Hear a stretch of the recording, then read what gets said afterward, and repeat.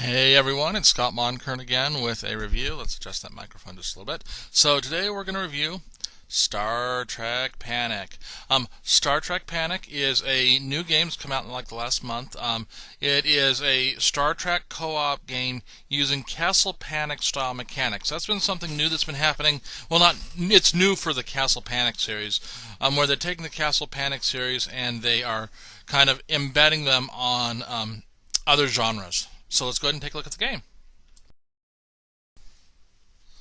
So let's start by talking about the components. Hang on a quick second here, got to grab something. So if you've ever played any of the Castle Panic style games, they tend to have some really good components in a lot of them, and it starts always with a board. Here's our board here. Let's see if we can get a good shot of it here. This is our board. It's got Star Trek Panic on it. It's got the very familiar, if you played Castle Panic before, 6-zone system. Now, it doesn't have nearly as many vertical zones. It's only got 3, which actually ends up being really good. The game's pretty hard. And so that's the board. In addition to that, you get, I think the next most kind of really cool thing is we get a little model here. This is the Star Trek Enterprise. It is the original, the old series one, and it comes with a kind of a base for it that also serves as your shields. If you some versions of it I've noticed have come with an additional Enterprise model as well for kind of your own use. So you got those. Let's see what else have we got here. We have got, hang on a second here, damage tokens. They look like this. They're hard cardboard, so when the ship takes damage, you do that. You've got the little triangle kind of bad guys that we're used to. You've also got, see if I can find one of them, some other ones as well, which are kind of special mission threats. We'll talk about the missions later on. You have cards. These are the cards. They're very nice. You've also got mission cards, which we'll talk about in a little bit. Here are the mission cards. So all in all, in terms of components, they're all really nice. There's lots of them, and so I think it's a pretty good value in terms of components. So let's go ahead and talk about the art. Obviously, I showed you the little stand with the Enterprise. That's very, very nicely done. Let's talk about the art on the cards. This is what the art on the cards looks like right there. There you go. Again, they've done it really well. You've got some good art here at the top and then a descriptive text on the bottom. And there's more mechanics here we'll talk about at the bottom later on. And so that works out pretty well. You've got turn order cards. We'll talk more about that when we get into the rule book. So the cards are really nice. They're easy to read. They're pretty solid. They're not really stiff, but they're pretty solid. Here are the tokens, cardboard. Very good art. Again, easy to read, easy to understand. And then the mission cards, these are what they look like. Really nice Star Trek S style art. Again, old school Star Trek, not new school.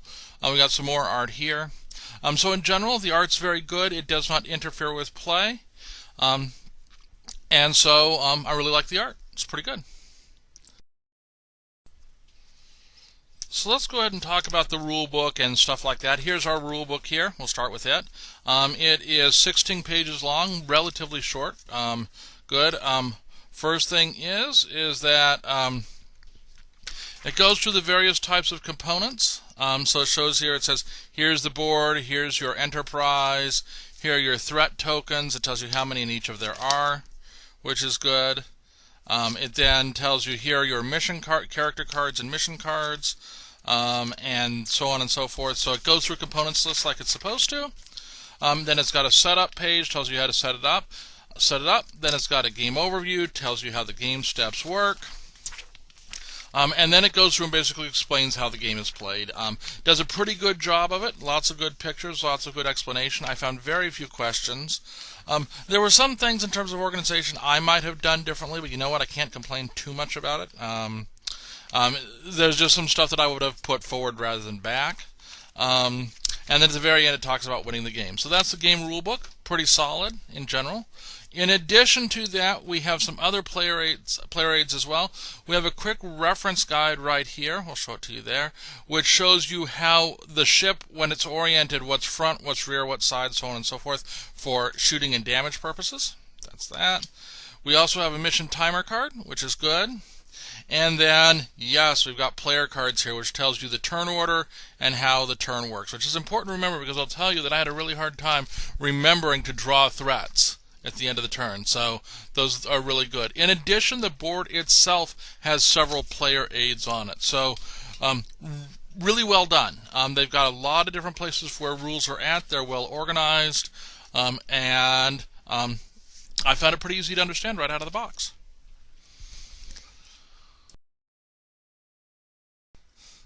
So let's talk about the theme. I will tell you that I'm generally pretty cautious about where you're taking a pre-existing set of mechanics and applying them to a new theme called re-theming, or sometimes people call slapping on a theme. I was really worried about this game. I said, wow, Castle Panic. They actually did a really good job with it, and the theme fits in really well here. The way they've rewritten the rules, the theme is integrated very tightly into the rules, the whole mission concept, the character cards concept, and everything. Really, really like the theme. It definitely has that Star Trek old school mission feeling about it. The missions come right out of the old series. And so, yeah, it's definitely give you, for a co-op game, definitely, I think the theming is done really, really well in this game. And I really enjoyed the Star Trek theme. And you look at the powers and the characters, and they definitely relate to, so you have like a Captain Kirk has a power, and Spock has a power, and there's actually some other powers as well for all the characters. Each of them relates to the character from the series. So I think they did a really good job of theming it. A+ on the theming. So let's talk about playing the game. And I'm going to kind of presume in a lot of respects that you've played Castle Panic before. If you haven't, that's okay. You'll get the basics of it. But if you've played Castle Panic before, you'll start to see the differences. So the concept behind Star Trek Panic, Star Trek Panic, is that we are all playing characters from the old television series, Captain Kirk, so on and so forth. The characters have special abilities, but it's not like one can tell the other what to do, so it's not a real captain or anything. So everybody's equal. Everybody has cool special powers. And we are going on a 5-mission. We want to complete 5 missions. We have mission cards. Let me pull one out here so you can see what they look like. These are mission cards.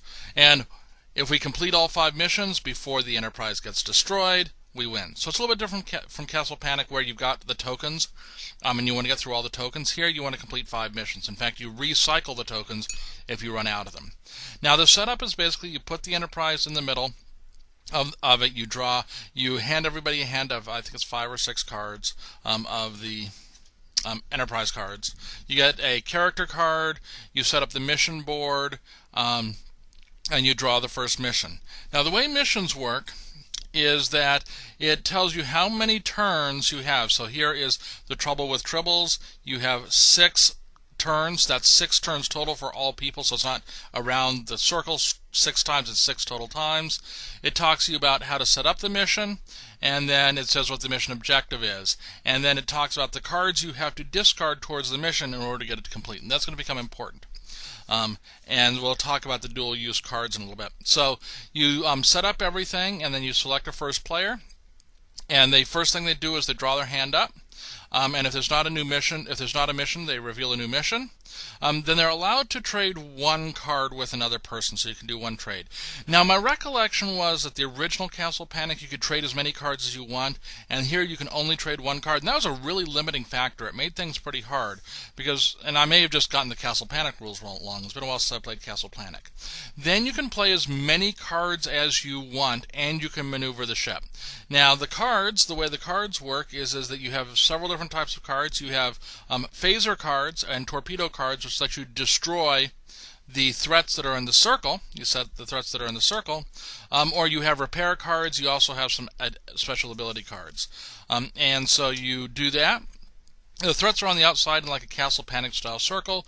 Then you can maneuver. Now the way you maneuver is that provided the ship has not been damaged too much, you can turn it one square clockwise or one hex clockwise or one tick clockwise to the clockwise or counterclockwise, or you can move it forward. If you move it forward, the rules are a little strange, where everything, if you move the ship forward, everything that's in the front comes one zone closer to you, but the stuff in the back and the side stay in the same place. I thought that was kind of a mistake. I think that the stuff in the back should go off the board or go back slowly, and the stuff on the side should get rotated towards the back, but that's not the way they wrote the mechanics. So you play cards and maneuver. Now, when you're playing cards, there are two ways to play cards. So one, you can play for the top effect, like this is a phaser, or you'll see here there's a little gold symbol down here on the bottom, a gold Starfleet insignia. That's for missions. So you can take the card and use it towards a mission, or you can use it towards its effect. So you got dual purpose cards. It's a little bit different from Castle Panic. You have dual purpose cards here in Star Trek Panic. So they play as many cards as they want and actions as they want. Then you check the mission status. See if you finished the mission. If you have, you get the bonus. There's a bonus with every mission. And then you have the threat moves, just like you did with Castle Panic, which is all the... Now, it's a little bit different. In Castle Panic, they would move in slowly, and then when they got to your tower, they would attack you. Here, even from the outer ring, the what's called the long-range ring, they would move they fire. So... unlike Castle Panic, where you can say, oh, we don't have to worry about this guy until he's right on top of us, here you have to worry about every threat on every turn. So you have to play a lot more cards and destroy a lot more things. They move and they fire. You have cloaked ships, which have special cloak rules, which are kind of cool. You have some boss ships, like you have the boss monsters, you have boss ships that have special rules as well. Then, after you move the threats and fire, you draw 2 new threats, just like you do with Castle Panic. You roll the die, and you put them in the appropriate hex, and you go to the next player. So that's the basic, kind of the way the basic rules are played.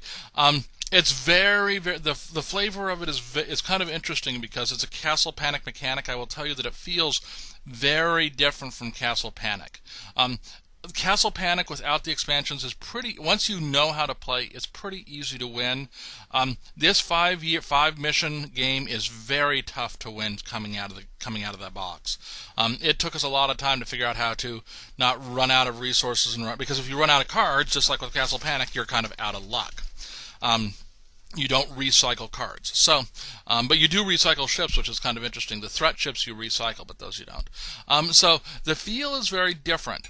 The special abilities for characters, plus the maneuvering, plus the fact that they shoot from the very outer ring, the long-range ring, all gives you a very, very different feel from Castle Panic. So this is not simply, like I tell people, that all the variants of Munchkin are inherently the same. That's just rethemed. There's some minor rules changes. Same thing for Flux. I mean, it's not just Munchkin, but Flux is the same way. That all the versions of Flux are the same. Love Letter, most of the versions are the same. They do have some variants. But here, this is very, very different. Even though the core concept of the hex with the sets of rings and the co-op is all the same, the way it plays out is really, really different. So that's kind of the way the game is played.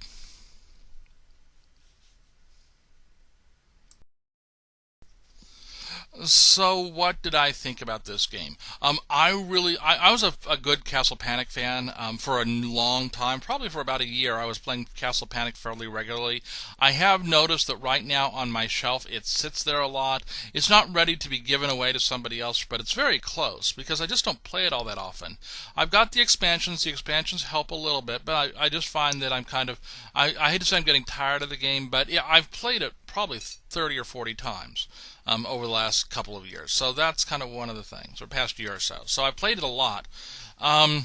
This game, I was a little bit worried that it wasn't going to be fresh, that it was going to be, oh, it's Castle Panic with a starship, blah, blah, blah. It's very, very different. I'd hardly call this Star Trek Panic at all. I mean, you do in the sense that you want to trade on the Castle Panic name, and it does have Castle Panic style mechanics to it with the hex and the co-op and everything, but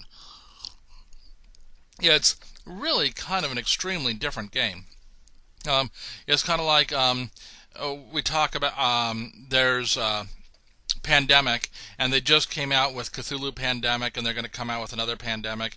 And there's actually a game called Thunderbirds, which is set in the Thunderbirds universe, which used by Matt Leacock, same guy, that really uses Pandemic style mechanics. Now, it's interesting because Thunderbirds did not get labeled Pandemic Thunderbirds, but the Cthulhu game did. I think that's a marketing play. I don't think that's so much a gaming play. So I kind of thought about that, and I kind of thought about this. They're trading a little bit on the name. By the way, the game is by USAopoly, who does that. That's kind of the thing they do. They take a set of mechanics and they take a good licensed product and they merge them together. They did that with Nightmare Before Munchkin, for example. Very, very different from Castle Panic. I really like the game. It's a really good co-op game. It is a little bit hard to win. Now, it's not as hard to win as Pandemic. Pandemic can get a little frustrating for a while because it takes you for a while to get into the rhythm to figure out how to win. Now, eventually you can get good at winning, but for the first few times you play Pandemic can be hard. This is a little bit easier than that, but still a good game. I would honestly, if I were playing it, I would not do 5 missions to start. I would do 2 or 3. I might even do just 1. So let's do 1, see how we like it. Now, that's only 6 turns, so that's not very long. Maybe even 4 or 3 turns. So maybe 2 or 3. And see how you like it. So generally, I would put it on my buy list. It sits on my shelf. It'll probably sit here for a while. Hope you enjoyed the review.